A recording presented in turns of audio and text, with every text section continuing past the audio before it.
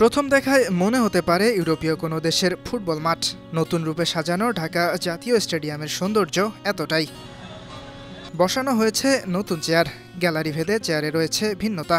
গ্যালারিতে নির্মাণ করা হয়েছে নতুন শেড, সংস্কার করা হয়েছে ভিআইপি গ্যালারি ও প্রেস বক্সের।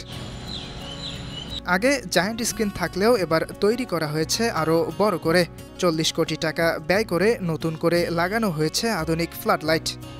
সাইডলাইনে ফুটবলারদের বসার জন্য নতুন ব্যবস্থা করা হয়েছে।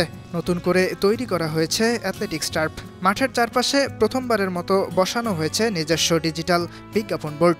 লাগানো হয়েছে নতুন ঘাস। এখনও চলছে ঘাস পরিচর্যার কাজ। 160 কোটি টাকা ব্যয়ে প্রায় 4 বছর ধরে চলা জাতীয় স্টেডিয়ামের সংস্কার কাজ একদম শেষের পথে। আগামী 10 জুন এশিয়ান কাপ বাছাইয়ে সিঙ্গাপুরের বিপক্ষে ম্যাচ দিয়ে নতুনভাবে পর্দা উঠতে যাচ্ছে এই মাঠের। যেই ম্যাচে দেশের মাটিতে অভিষেক হওয়ার কথা হামজা চৌধুরী ও সমিত সোমের।